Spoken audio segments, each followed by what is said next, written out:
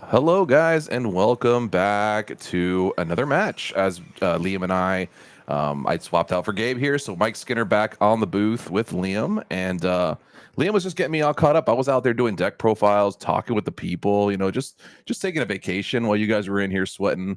And I heard there was a lot to sweat over. I heard there were some very crazy matches, some very good matches, and now the cheese stands alone as we Yeah. jump into some nitty gritty here. We have Mitch versus Felix. Mitch, I think, is on red blue. Yeah, they're fixing I it think right that's now. right. Yeah, they're working Okay, on I'm that. making sure. Yeah, so Mitch, It's not fun watching Fitch. that. Look at production there, fixing that in real On the time. fly. On That's the how the fly. magic happens. Stuff's a professional. Okay. Yeah, it's great stream here. Yeah, no, it's wild final so far. Unfortunately, you missed it. We lost all of the non-sapphire decks in the round of 16, except the purple, the emerald, amethyst, fracture side that we have happen. Yep. That deck survived in the next round, barely losing. And now in the quarterfinals, here we are with somehow Blue Steel I knew we'd get here, right? Right. We've been walking down this road lead. all day, but I just knew, yeah, this is like the witch's road. We know where this is headed. So but we're here, and we've seen Felix on stream earlier. I believe we also saw Mitch earlier. I don't remember 100%. We've been swapping in and out, but both these players having an amazing run today on obviously very amazing decks. So it's going to be interesting to see. I think a lot of people were expecting Red Blue to just dominate this event. Very surprised actually when I looked over the top 16 and even the top 8, even though I know top 8 is a little less interesting, I'll say. But Blue Steel really is still a deck. Blue Steel. And it is interesting though. I was making the point earlier when you break down Blue Steel into its variants, the Oswald item heavy variant versus the mid-rangey. I mean, there's the Kiwi Birds and a variety of like aggressive mid-range decks. Yep. It's actually two different decks. And so if you were to break that down into its components, you probably see I'm guessing like a 3-4 split. So even though it very well represented with 7 decks in the top 16, it's probably divided up into sub decks pretty well. Yep, absolutely. Yeah, I did a couple deck profiles for top 16 people, and they were playing Kiwi. So yeah, so definitely different builds, and all of them having success today. So that's really interesting to see. Goes to show you, although it does seem like a one color format, it's not necessarily true. I just spoke to oh my god, Carson. Yeah. And he told me that he was hoping he would see red blue all day.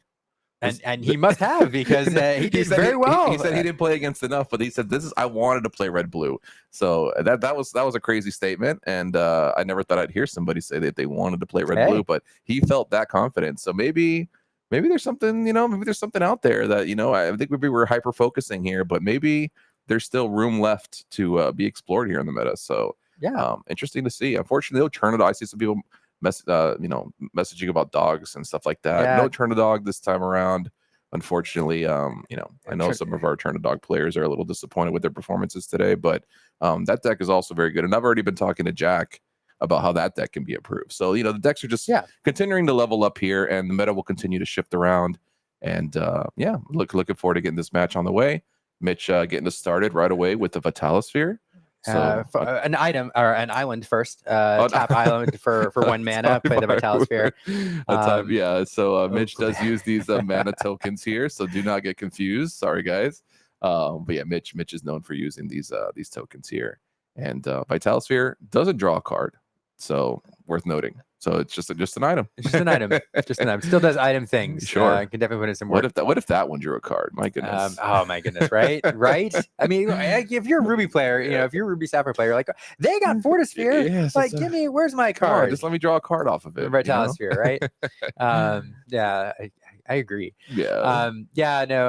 Katie from Lore Keepers in, by the way, asked, it was when asked about those Churna dogs. I don't know if Katie's responsible for the name Churna dog, but certainly one of the people who popularized it. So. I know there was a vote on who is responsible. I don't know. I know there was a vote for different names. Deck name? I think Jack initially wanted like Turbo Tramp, and then somebody said Churna dog, and that was just such. It's perfect. You can't beat that. It's perfect. It was one of the ones you hear, and you're like, wins the. You're like, that one wins. No further discussion. We're not even going to vote anymore. Yeah, no further discussion. Yeah. I don't know who originated the name. If it was Katie, then she's a genius. But yeah, definitely the best name possible. I agree. I totally agree. I wish more decks in Lorcana had like Kiwi's cool. Like we have the Steel song, but I wish we had more like puns in our Lorcana. Yeah. I even like Diggy Diggy Hole. Diggy Diggy Hole's cool. It's a good name. I'm cool with Diggy Diggy Hole. Absolutely.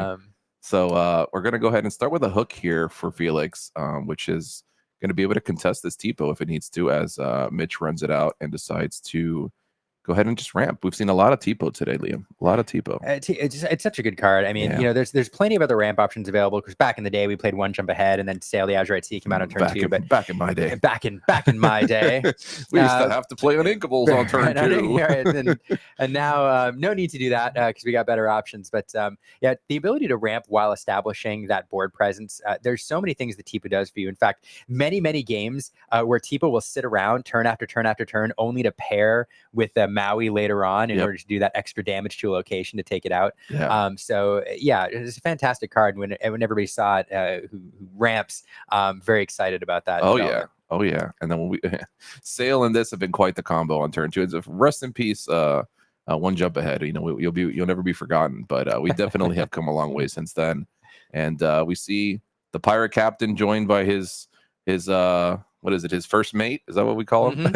He's a bumble. Yeah, he'd be the first mate. He'd be the first mate. All right. And the Vitalosphere will do its job here and be food for Mr. Hiram. And we've seen this one before. We'll draw 2 cards, pass it on back. Yeah, it's so important here in these Sapphire matchups. You're often playing this. I'm going to call this a Sapphire mirror.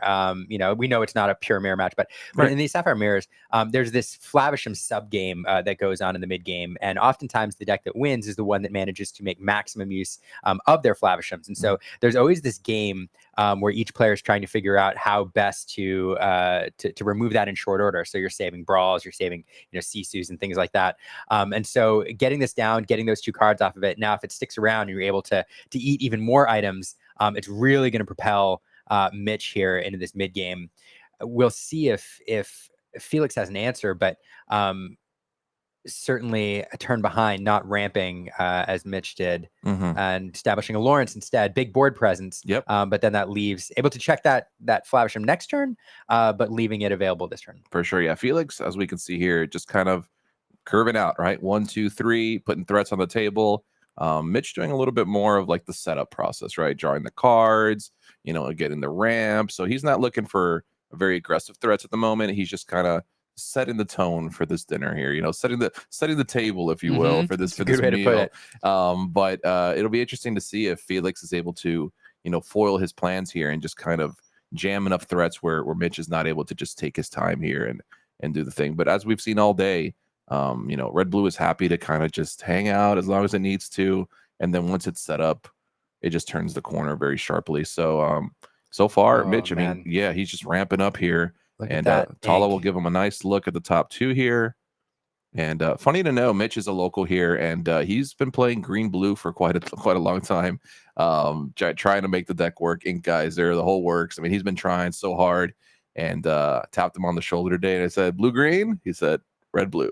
I was like, well, we tried. All right, we tried. We gave it a good go. We tried. But clearly it's bringing him success. Mitch is a great player, and I'm sure Felix is as well. I don't know Felix personally, but if he's here, he must be a great player as well. So, stacked field out there. Absolutely, absolutely. Yeah, anybody who makes it here is played top Lorcana today. Absolutely. And we'll do some combat here with the Hiram and the Tipo. That's something we don't see every day. No, getting rid of that. I mean, that hook so dangerous on the offensive, stacking 3 damage, able to clean up that Tipo in short order, or put 3 damage, combined with that Smee onto that Flavisham. So, a very nice removal there. For sure.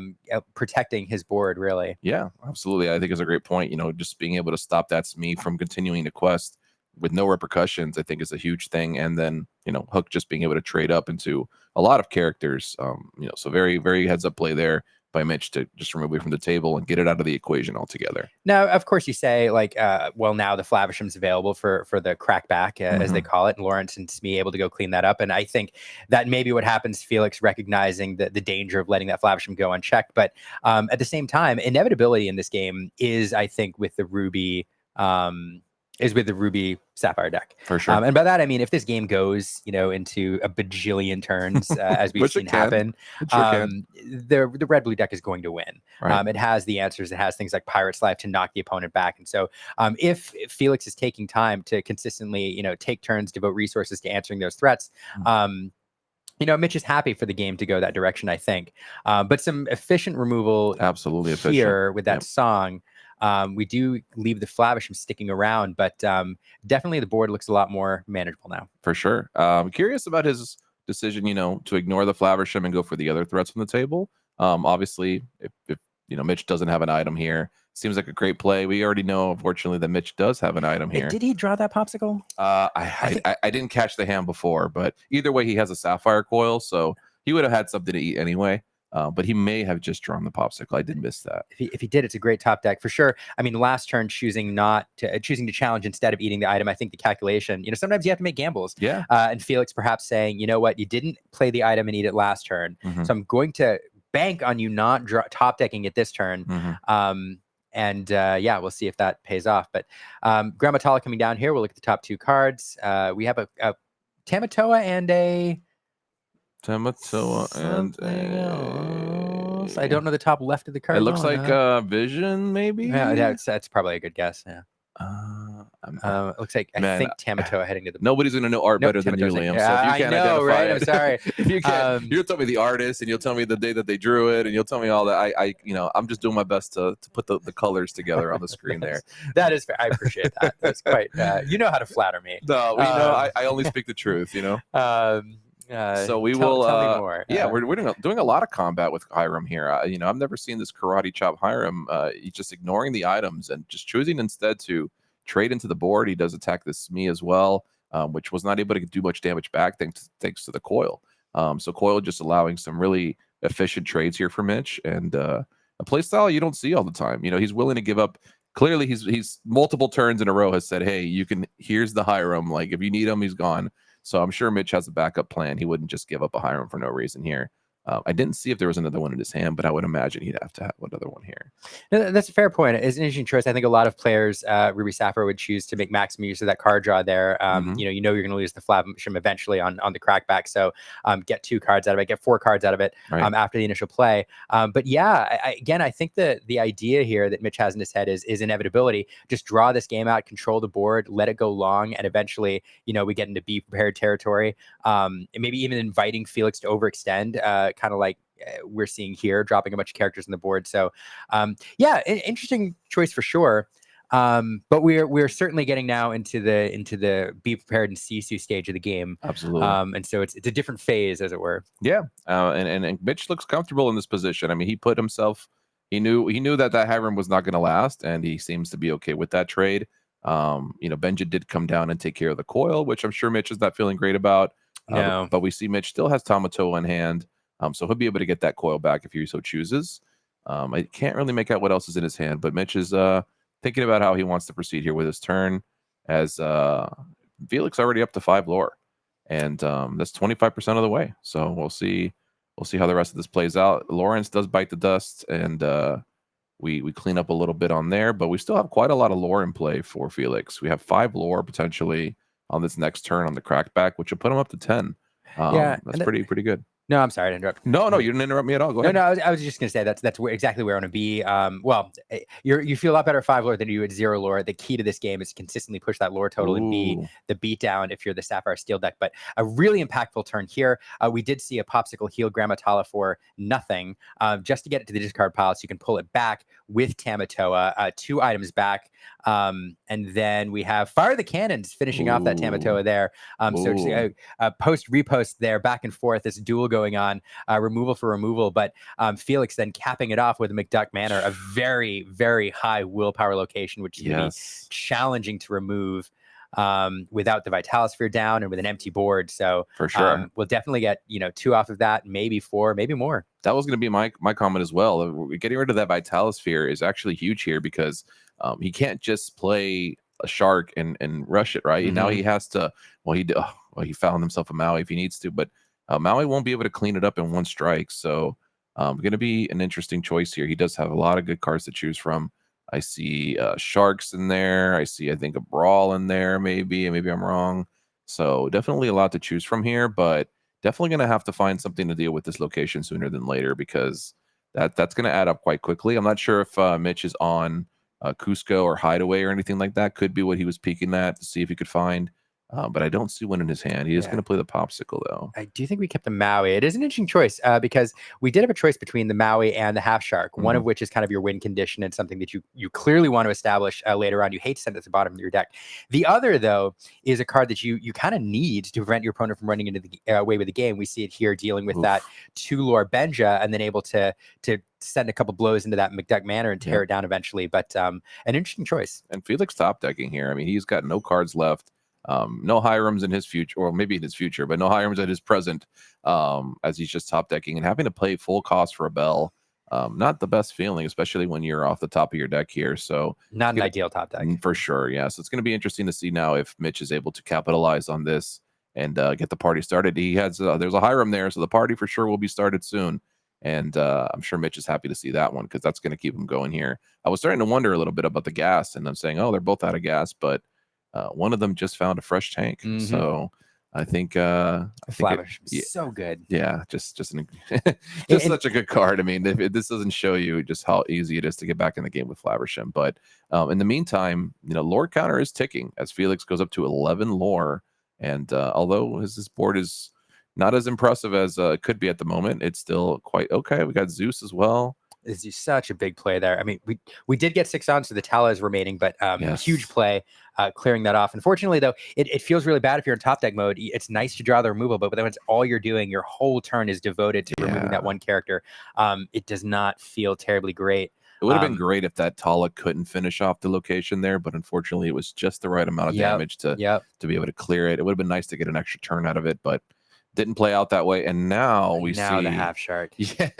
And now Jafar, he's gonna read it. This is what Gabe and I like to call crab at home. It's Jafar that does his best crab impression. He does get +2 challenger, just something not quite the 3 challenger, but he does quest for 2, which is very nice. 2 toughness, which is could be better, but questing for 2 very, very relevant for sure. Oh, that's great. And I think that slots very well into the game plan for this deck. And just like that Medusa is gonna banish the whole deck as they scoop up and go to game number 2. Felix had a great start there, but unfortunately, Mitch, although it looked like he was running out of gas there, just found the perfect pieces at the end of the match there to close it out very very efficiently. So 0 lore at the top. You can see 0 lore. That's true. Zero to 0 lore. I scoop. I know, right? It's fascinating. But yeah, writing in top deck mode there, especially with these Ruby decks that have Flavisham in hand and the Maui Shark and board. I mean, what are you gonna do? Yeah, and that's how these players are experienced. I mean, it takes a good player to be able to read the room and say, okay, let's live to fight another day here and let's move on to the next game. I know a lot of players will go to time because they just draw out the inevitable, right? They're just like, oh, maybe I'll do something here. And they know the game's over, but they just drag it. And then they go to time and they're like, oh, I went to time, So there's no time here, thankfully. But it is nice to see that Felix can see the writing on the wall and say, all right, like, I know when I'm beat. Let's try it again. So well, and it's a great point. Another consideration in the top cut here is the deck lists are usually open, especially in a tournament that you're streaming. Yep. During the initial rounds, there's an argument for sometimes gaining more information if the time is not a huge factor. That is true. And playing it out to try to see what your opponent's running. But in this instance, Felix probably able to review Mitch's deck ahead of time, knows generally what he's up against. Yeah. And so really no reason to. He knows what's going on. Yeah. To make there's this no big surprises here. Make this a whole thing, right? There's no big tech cards here. I mean, it's blue red. He knows what's going on, and like I said, he knew he was out of gas there. So we'll move on to game number 2, which I know I'm happy. Well, I'm not happy to see them finish, but I don't want to sit here for 3 hours on one match either. So it's nice to see them. It's nice to see them consider our feelings as well. So we appreciate it. Yeah, it's late, y'all. It's late, guys. It's late. Although. Having a good time, Ed. I will mention, we're working you like a horse here, Liam. We apologize. I love every second of it. Pleased to be here. Glad to hear love that. every second of it. Thank you. But I will say, for casters as well as for players, it's worth mentioning. I mean, we are at the end of a 8 rounds of Lorcana, another 10 when you consider 16 rounds of 8, now round of 4. Endurance becomes an issue, both mentally and physically. Oh, yeah. These days are long, guys. These days are long, especially when you're playing these control matchups. At least if you're playing an aggro deck, you get a 20-minute session and then you get to take a break for an hour and then you get a 20-minute session. But when you're grinding and drawing cards and making decisions and doing all this for 9-10 hours a day, it takes a toll. Yeah, they're better than I am because I couldn't be operating on this kind of deck list for this long of the day. So yeah, definitely a lot of respect for these players for managing to do this to their noggins for sure. I agree. And the Yeah. older I get, I feel like the fewer rounds I can do. But Oh God, it's tough. It's tough. My bedtime is 10 hours ago. Right. So here we go. Both players opted to start. We don't have the T-Paw on turn 2. Instead, we have the aforementioned Sail the Azurite Sea, which is going to be the ramp answer here. Yep. No board presence as of yet. We did get the Popsicle down. So that Flavisham, though, looms large next turn if he has it. I'm not sure if he does, but that would be the clear opening he's looking for. On the other side, the Hook followed by the Smee. Fairly decent opening. Getting that Smee down on turn 2 is key to this deck's game plan, I think, in this matchup. Followed by a 2-lore Lawrence, going wide here. This is it. Same start as last time, right? 1, 2, 3, right up the board. We start the Hook, we go the Smee, we go the Lawrence. Last time this was an amazing start. We just kind of ran out of gas. So going to be interesting to see if Felix can keep his foot on the pedal here instead of just losing it. But Mitch right now, no characters draw to play. disparity too. Yeah, for sure. And Mitch having to play Tipo this late, not being able to just roll out on 2. It's going to be interesting to see if he's able to contest the board as quickly as he was in the last game. Well, fascinating here, though. I see another Tipo in hand. And so, the game plan last game, very, very different. If you can ramp twice here and propel yourself into be prepared territory right. In the next, couple turns, that really shuts down what this other deck is trying to do. Ooh, instead Vitalosphere there. There we go. Well, here's something else. Vitalosphere here, giving Rush and a little extra strength there to Tipo, allowing it to run in and run down that Smee. For sure. There's some board control for you. Takes me back to the Pocket Watch days, right? Oh, yeah. Remember when you just slam stuff way and back, right? Just send Aladdin in, go Aladdin. Oh man, you're giving me oh man, I love to reminisce on these things. I pine for set 1 meta nowadays. Such a good time. Although I could do without Ursula's Cauldron going. Oh gosh, 10 minutes of Ursula's Cauldron triggers every game. Oh my goodness, so much time. Absolutely. But Lawrence and Smee cracking in. We're up to 7 lower now, and Tala coming in as well. Solid threat that can sing Zeus, as well as take a look at 2 cards. And here's another guy who can take a look at 2 cards, except you get to keep both of them as we play Hiram Flaversham, everybody's favorite mouse, or least favorite, depending who you ask. And we'll play a coil as well and pass it back. Hiram in a great position here to he could survive a Zeus, and obviously if he lives to the next turn, he's going to crack and get 2 more cards most likely, unless Mitch decides to go karate chop Hiram again and just start fighting the opponents here. Okay, so here we are going wide. A well-timed Pete there, games referee, right underneath that Calhoun. That Calhoun, this is a great turn here, because be prepared looms large in this scenario when you're going wide. That's shut down here. Now the Flavisham, if he wants to quest with it and eat that popsicle, as we know he's want to do, opens it up to the crackback from the Calhoun, giving 2 lore on the challenge. So Felix not sacrificing much tempo here if he's forced to send in the Pete and the Calhoun to clean up that rodent, absolutely, as it were. So that pesky rat. Yeah, great play there. We'll see what the answer is. Yeah, my only thing I've noticed is Felix, although he is presenting quite amazing board here, he has yet to draw cards. He's yet to replenish. So this is only going to go for so long, and if Mitch is able to withstand the storm here, Felix is going to have to find more cards. It's not going to cut it. Right now it looks great in play. I mean, all we have is a Hiram, but we know very well the Hiram just drawing 2 more cards here, and like you said, a be prepared will change this game completely. It'll flip it right back on its head. And I'm hoping to see that. I don't want to say I'm hoping that Mitch doesn't have it, because as much as I would love to see a game 3, we'll see if he's able to. Okay, how far I'll go. He might be digging to see if he can find. Oh wait, we're taking it back. Oh, did we? I see the here. Okay, the Flavisham did exert eat the popsicle. Yeah. And now we're thinking that through. Yeah. He's okay. So we're already going through his choices here. He's going to ink a popsicle. And we're up to 1, 2, 3, 4, 5, 6, 7. Now we're very close. Now we talk about be prepared and how dangerous it is. Now we could shut that down again next turn with the referee, but Sisu now next turn is playable, and when paired with that coil, can do some work. I said, see, there's baby Sisu coming down. I see a be prepared in his hand, so that's really interesting from Mitch. That's a lot of patience to see all these characters in play and just be like, I got time. Well, the Pete shut it down this turn, Oh, you're right. I'm so sorry. So, No. so he wasn't thinking that. He just couldn't do anything about it. I got you. Okay. Not necessarily. I don't know if he would have made the play yet or not, or drawn it out a little bit more, but certainly an option not available. I definitely missed that P trigger. Maybe if they had played it upside down, like Wojciech, right. maybe I would have seen it better. But I love Knive, a great content creator, made these fantastic tokens, these whistle tokens, and when you do it, you play it. Is it Knive? Knive, yes. Knive's tokens are quite cool. So I'm in the know. funny. All right, I'm on social media. I see things. All right, I know people. But yeah, Knive's doing a great job with those as well. And so we see Hiram. That's 2 Hiram. Okay, yeah, Hiram just came out of another Hiram. There we go. So we have double Hiram in play, and the Sisu, which could potentially be shifted next turn, and can also sing a Be Prepared if it really needed to. So we have a lot going on for this next turn. Zeus gonna take away any potential here, but we know what's coming. Here we go. All right. Yep, we do. Is it going to be enough though? Like we're gonna be prep here, and obviously Felix is going to have a reset. But does Felix have enough to reestablish and close the door here on this last 4 lore that he's missing? Yeah, it's a good question. Playing Be Prepared and emptying the board feels bad when you allow your opponent to reestablish, especially when they're on the beatdown.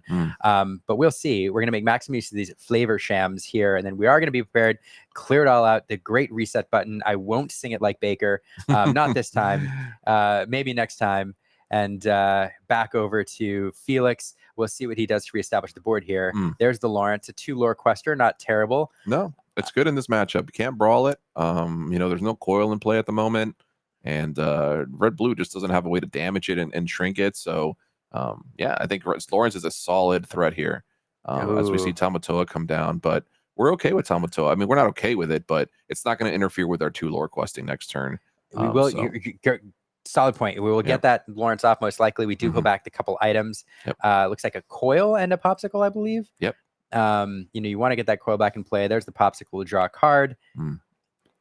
And so many selections and there's here. The coil. Yep. We just redevelop all the items that Hiram ate. Just regurgitate them, if you will, right back on the table, and it's back over to Felix, who will get up to 18 here.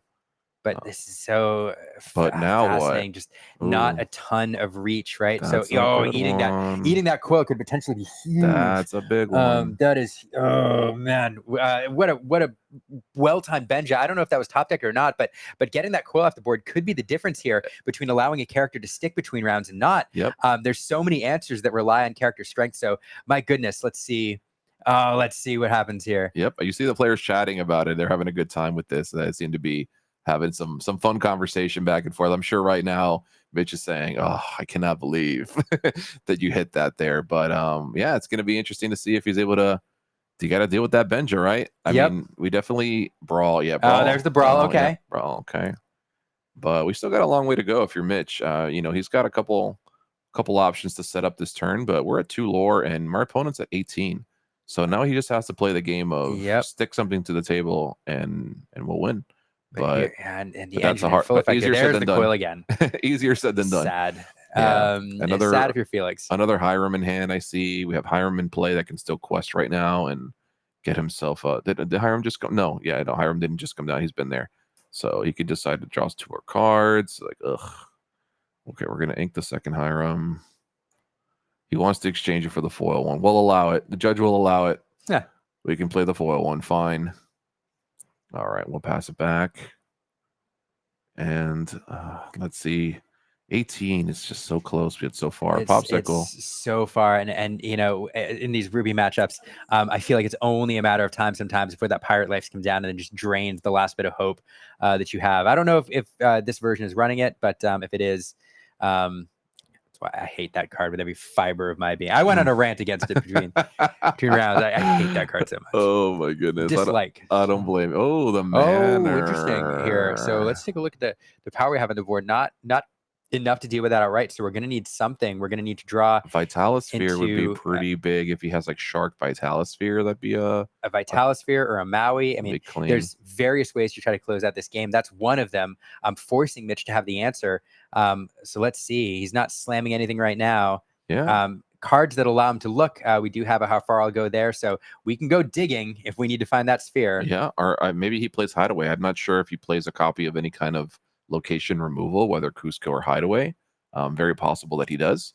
And yeah, we'll see if he's able to find something to scoop up this McDuck Manor here, because if he doesn't, we're gonna have some problems. I think I see him looking probably for a Vitalosphere here, if I had to guess. Yep, there it is. Vitalosphere. Yeah, we have the Tamatoa. We pull it back. There it comes. Vitalosphere.